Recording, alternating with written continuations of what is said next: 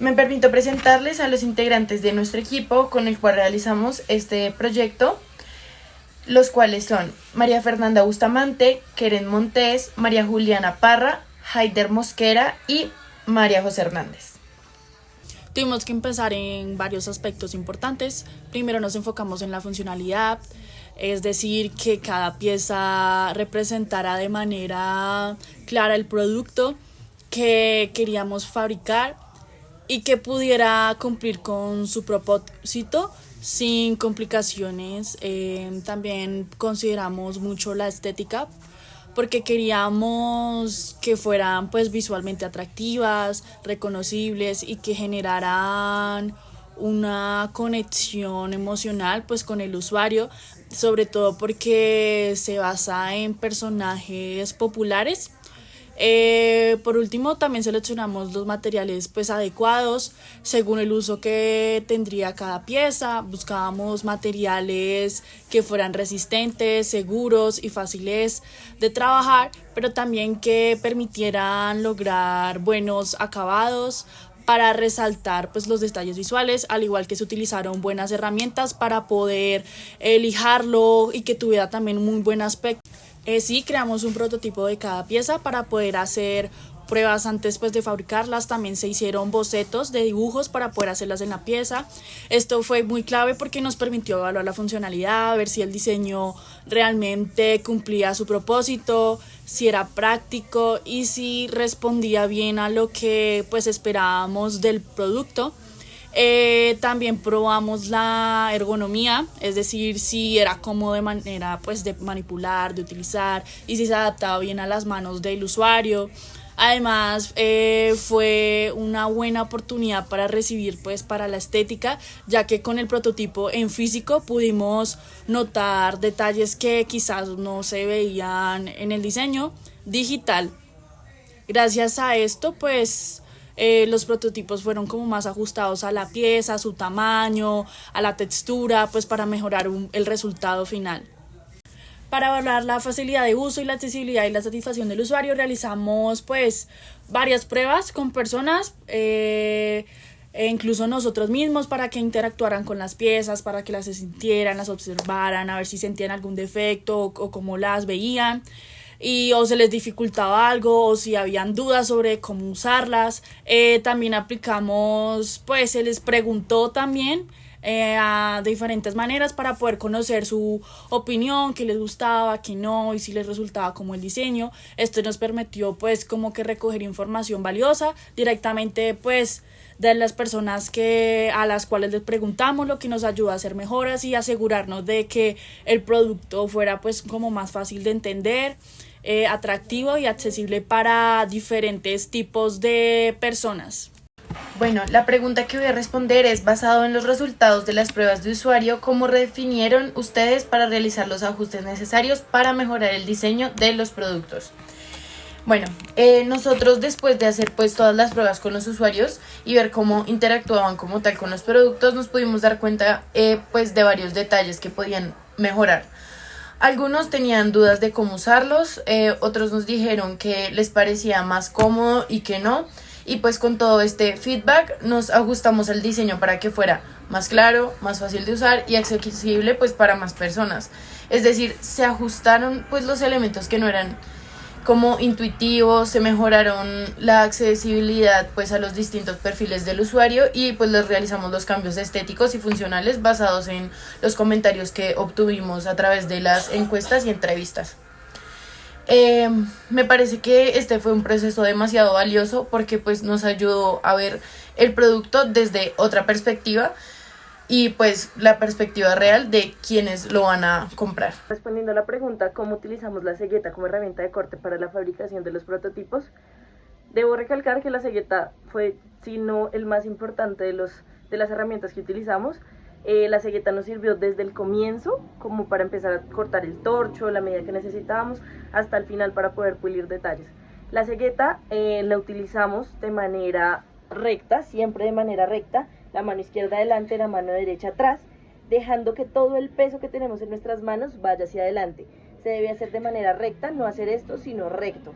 solamente ejerciendo fuerza hacia adelante. Eso quiere decir que hago fuerza hacia adelante y devuelvo sin hacer fuerza. Fuerza hacia adelante y devuelvo sin hacer fuerza. Eso lo que va a hacer es que se realice realmente el corte y no estemos haciendo esfuerzo físico pues sin necesidad. La forma correcta de saber si estamos realizando bien el proceso de cegueta es que empiece a botar viruta el prototipo o el material que estamos haciendo. Si nos vamos a dar cuenta mediante vamos cortando va saliendo viruta. Si no lo haces porque no estamos realizando ningún corte y estamos perdiendo el esfuerzo. La cegueta fue sumamente importante para las 3 piezas, ya que al comenzar solo teníamos círculos. Entonces con la cegueta pudimos empezar a hacer diferentes cortes, por ejemplo, entonces este era un círculo. Para poder llegar a este tipo de extremos hacíamos cortes en este sentido y luego con la lima pulíamos, que lo voy a explicar más adelante. Entonces todos estos cortes que podemos ver acá fueron con la cegueta, sin contar que para poder hacer el corte del torcho inicial también fue con cegueta.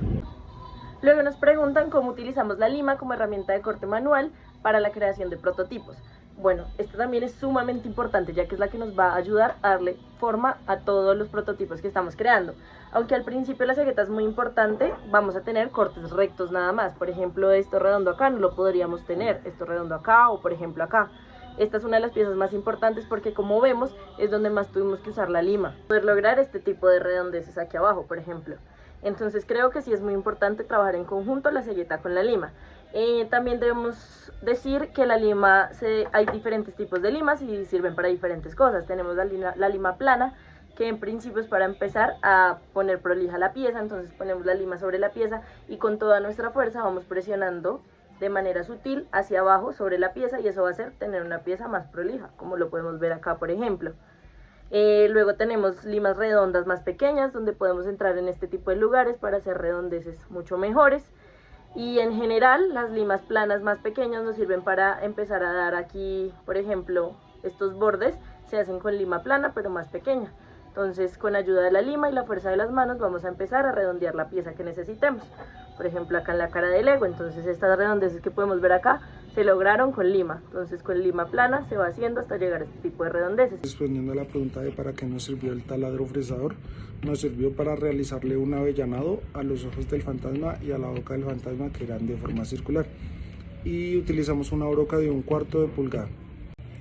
Respondiendo a la pregunta de para qué nos sirvió la fresadora mixta o fresadora vertical, nos fue muy útil en laboratorio, ya que necesitábamos hacerle los ojos a la estrella, pero primeramente necesitábamos hacerle un planeado al toche para que al ponerlo en la prensa tuviera un mejor agarre, ya que si poníamos la pieza sin hacerle ese planeado, podía que al realizar los ojos la pieza saliera volando de la prensa. Entonces lo que primero hicimos fue realizarle un planeado a la figura y ya luego sí le hicimos los ojos a la estrella, y para eso utilizamos una broca. Para el planeado utilizamos una broca de 2 pulgadas y para los ojos utilizamos una broca de 1/4 de pulgada. Respondiendo a la pregunta de cuáles RPM calculamos y cuáles utilizamos, entonces para eso el profesor nos brindó en el laboratorio un libro en el cual habían unas tablas y nos decía qué RPM calcular para dichos materiales. En el caso de nosotros teníamos 2 tipos de materiales, teníamos uno de aluminio y uno de latón.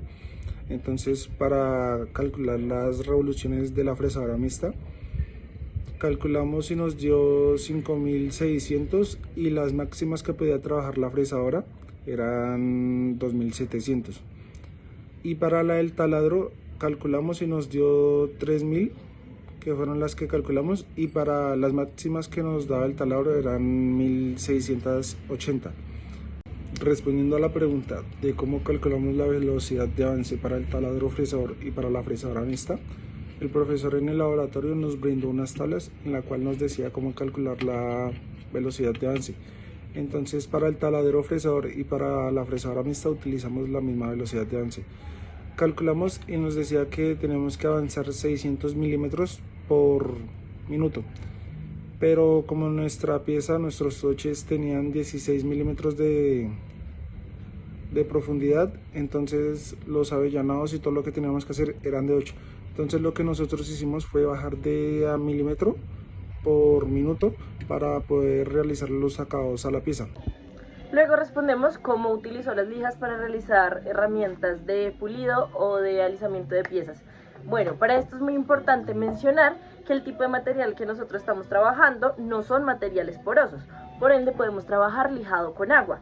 Esto es mucho mejor, digamos, para la salud de quien lija. Por ejemplo, no queda partícula suspendida en el aire. Es que además, al nuestra superficie no ser porosa, pues no va a quedar agua convertida en vapor y no va a traer problemas futuros en nuestra pieza. Entonces no hay ningún problema en lijar con agua, incluso es muchísimo mejor. Hace que quede mucho más brillante la pieza, más bonita al final para la hora de pintar. Bueno, ahora sí, ¿cómo es la manera de lijar? Lo primero que debemos tener son guantes, ya que a la hora de lijar con agua va a salir residuo y nos va a manchar las manos y pues es incómodo. Entonces es lo mejor. Vamos a tener guantes, las piezas que vayamos a lijar. Debemos tener lijas. ¿Cómo recomiendo hacerlo y cómo creo que es mejor? Empezar de una lija más delgada a una lija más gruesa. Un dato curioso es que las lijas, entre más alto el número, más delgadas son, y entre más bajito el número, más gruesas son. Entonces, para estas piezas voy a utilizar 3 tipos de lijas. Tenemos la lija 360, que es la primera que voy a utilizar, luego la 220 y por último una lija 100, que es la más gruesa, se puede notar. Entonces vamos a empezar con la 360, que es la más delgada. Cortamos un pedazo pequeño para cada pieza y lo ideal es estar en el chorro de agua. Entonces mientras el chorro de agua cae, yo voy a lijar en una sola dirección, siempre en una sola dirección. Lo ideal es hacerlo pues suave, con fuerza, pero no de manera brusca. Entonces vamos a hacerlo solo en una sola dirección para que al final quede bonito, quede prolijo y quede muy brillante. Luego de terminar con esta lija vamos a pasar con una lija más gruesa, en este caso la 220, y hacemos lo mismo. Dejamos caer agua sobre la pieza y vamos lijando en una sola dirección y así sucesivamente. Y luego terminamos con la lija más áspera, haciendo el mismo proceso y así con las 3 piezas hasta obtener un acabado brillante y liso para poder pasar a pintar. Bueno, sobre las dificultades que se nos presentaron de pronto en este laboratorio número 2 y cómo las afrontamos y superamos, fue más que todo al inicio cuando pues nos tocó seguetear nuestra parte del tocho. No teníamos claro cómo cortar de la manera correcta, ya que no sabíamos que debíamos usar nivel, o al momento de seguetear se nos iba diagonal, lo cual no era lo que estábamos buscando, por lo cual como lo superamos fue informándonos de cómo debíamos hacerlo correctamente. Usamos el nivel, marcamos muy bien las líneas por donde teníamos que cortar y pues tuvimos que usar un nuevo tocho para realizar nuestra pieza. Bueno, respondiendo a la pregunta 14, que se refiere a la justificación práctica y metodológica, podemos decir que en esta práctica de laboratorio número 2, la justificación práctica se basó en aplicar conocimientos reales de procesos industriales para fabricar piezas utilizando herramientas como la cegueta, la lima, el taladro fresador y la fresadora vertical. Al trabajar con piezas como el Lego, el fantasma y la estrella, desarrollamos precisión manual, conocimiento técnico y habilidades de observación. Desde lo metodológico, la práctica siguió una secuencia clara, en la cual primero analizamos los diseños, luego seleccionamos materiales, hicimos el mecanizado paso a paso y evaluamos los resultados. Esta metodología también nos permitió conectar la teoría con la práctica y por supuesto también el trabajo en equipo y también para poder entender cómo se desarrolla un proceso industrial desde cero. Siguiendo con la pregunta 15, que se refiere a la discusión y comparación de los resultados, para discutir los resultados lo que hicimos fue comparar las 3 piezas, el Lego, el fantasma y la estrella. Evaluamos los aspectos como la precisión del corte, los acabados, el respeto por las proporciones y la dificultad técnica de cada diseño. Por ejemplo, el Lego exigió mucha exactitud en las medidas para poder lograr formas que sean rectas y proporcionales. En cambio, el fantasma y la estrella presentaron retos por sus formas y curvas, sobre todo el fantasma, que requirieron más control y paciencia. Analizamos también qué herramientas nos funcionaron mejor en cada caso y qué errores cometimos durante el proceso para poder añadir como acciones de mejora.